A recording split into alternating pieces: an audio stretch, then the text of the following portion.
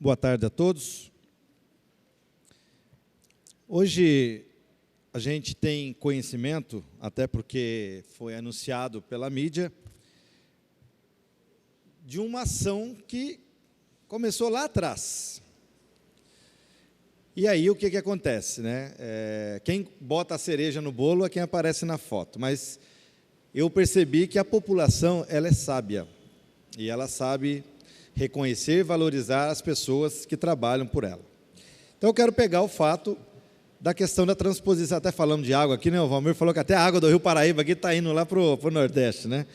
Nós vimos aí a ação do governo federal inaugurando lá a chegada da água da transposição da Bacia do São Francisco, um projeto que é antigo. Se eu não estiver falando besteira aqui, acho que é do tempo ainda dos militares, do governo militar, que por muito tempo se falou nisso, mas praticamente nada se fez. Aí chega um nordestino, que chega a ser presidente do Brasil, que conhece a realidade e fala o seguinte: nós vamos fazer essa transposição.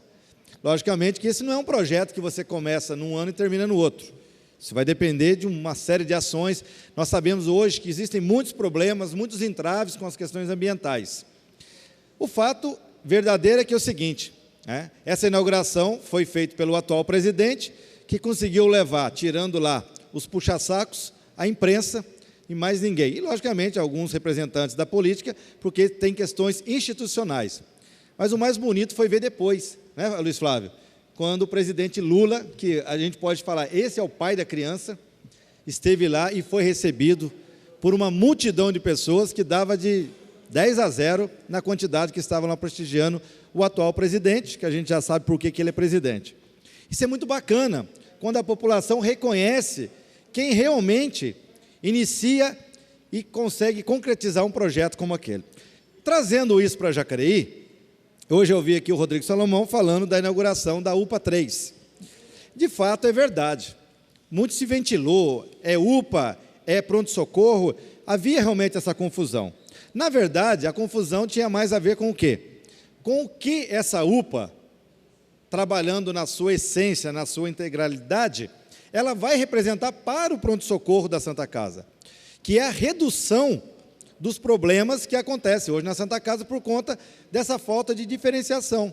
Então, Aderbal, muita gente com dor de cabeça, com dor de barriga, com algumas dores relativamente pequenas, procuram também o pronto-socorro da Santa Casa. E aí chega lá, tem um acidentado, né? Alguém vítima de baleamento, ou coisa parecida. Obviamente que as prioridades vão sendo dadas para essas pessoas. Aí o cara que chega lá 8 horas da manhã com dor de cabeça vai ser atendido 2 horas da tarde e sai falando que ficou 8 horas lá e não foi atendido. Como é de fato, isso ninguém questiona. Com essa UPA funcionando, isso tende a diminuir porque esses problemas menores devem ser atendidos na UPA 3. Agora vai ser inaugurada a ala infantil, espero que ela seja também depois contemplada com a ala adulta, que senão a gente não vai resolver o problema da Santa Casa na questão do pronto-socorro. E aí a gente não pode aqui dizer o seguinte: parabéns ao prefeito atual, que está dando continuidade a esse processo, mas não podemos esquecer que essa obra, esse trabalho começou na gestão do prefeito anterior. Então, a gente tem sempre que lembrar. Mas o bacana é isso, um prefeito que vem pensando na cidade, dá continuidade ao processo. Isso tem que dar os parabéns para o atual prefeito. Assim como o SPANI, que foi agora também inaugurado, que é fruto de um trabalho que foi feito na gestão passada, criando condições para que muitos investimentos viessem para cá. É bem verdade que muitos deles acabaram não sendo aquilo que nós esperávamos, mas daí não é culpa da administração. A administração, ela dá todas as condições. Por exemplo, eu vi muita crítica aqui ao pessoal da SANI, que recebeu lá, tal, foi feita uma maior festa e não realizaram a empresa. Bom, mas aí já não é um problema do prefeito, não é um problema, é uma situação, uma conjuntura que acabou afetando essa questão. A Sherry, mesma coisa, inaugurou, foi feito uma oba-oba, é verdade. Ela acabou não gerando a quantidade de empregos e não está ainda como nós gostaríamos que estivesse. Mas também não é culpa do governante. O governante propiciou, a empresa está aí, agora o resto é com a iniciativa privada. Então, a gente não pode esquecer dessas coisas, né? Sem contar que, né, a gente falou muito de esgoto aqui hoje. Hoje, se tem 70% de esgoto tratado, é porque o outro governo acreditou, fez um trabalho forte nisso, né? Então, é importante. Os 2 parques que nós já falamos aqui, né? A retirada dos trilhos, né? Se você pegar a criançada hoje, que está aí na casa de 18 anos, não lembra o que era o centro da cidade.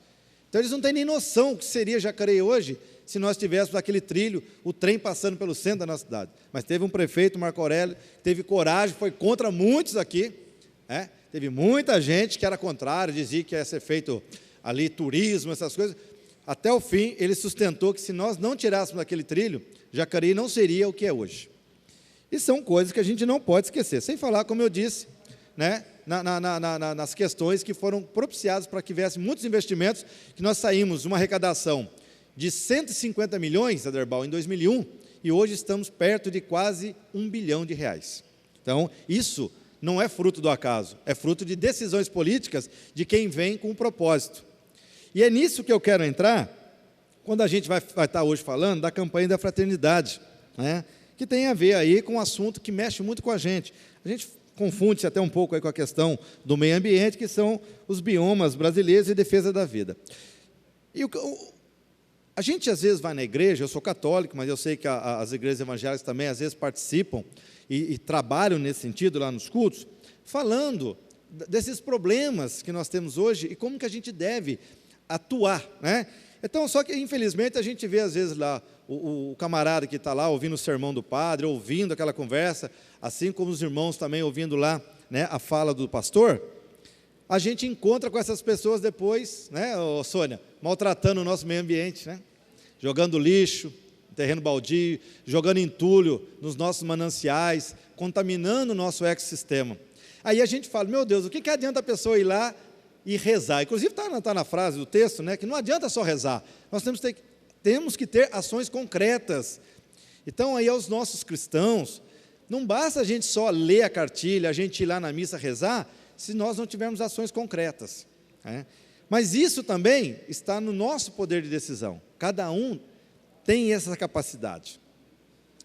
E aí, eu quero entrar na questão que é muito polêmica, Paulinho, são várias reformas, mas vamos falar da Previdência, que é a que talvez, essa eu acho que vai afetar realmente, vai ser uma bomba na cabeça dos brasileiros, principalmente de 90% dos brasileiros, que são as pessoas que dependem basicamente do sistema. O que está acontecendo lá em Brasília, ele não é fruto do acaso, ele é fruto das nossas decisões, porque quem está lá não caiu de paraquedas, está lá porque nós colocamos eles. E aí a gente vê, e aqui eu quero deixar claro, quero separar o joio do trigo, mas as opções partidárias, elas têm a ver com isso. Muitas vezes as pessoas não entendem, porque muitas vezes os partidos, na sua construção, eles têm uma finalidade, e os partidos que têm hoje buscado implantação do neoliberalismo no nosso país, eles só têm um objetivo, gente, é o seguinte, ó, quem puder mais vai se dar bem, quem não puder, se segura. Então, quando a gente escolhe pessoas que propiciam que esses camaradas estejam lá, essas decisões serão tomadas lá por culpa nossa. É culpa nossa, porque nós fazemos parte dessa cadeia.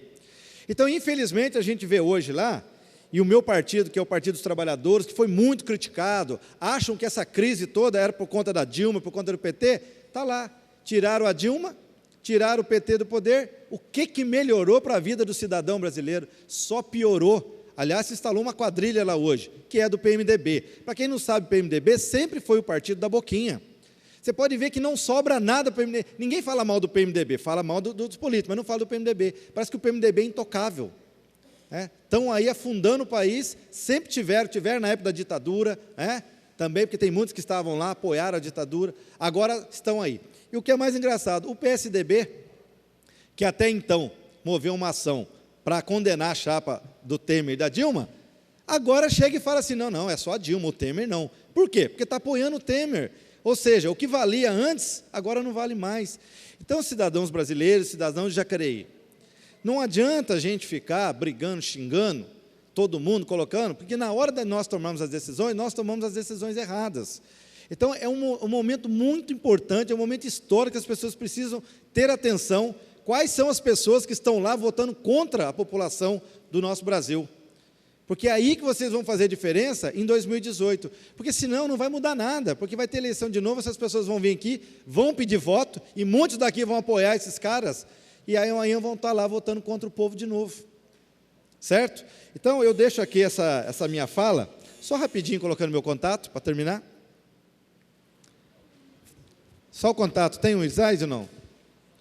Tá. E também quero agradecer aqui o secretário de Mobilidade Urbana, a Prefeitura, e a Karine, né, que é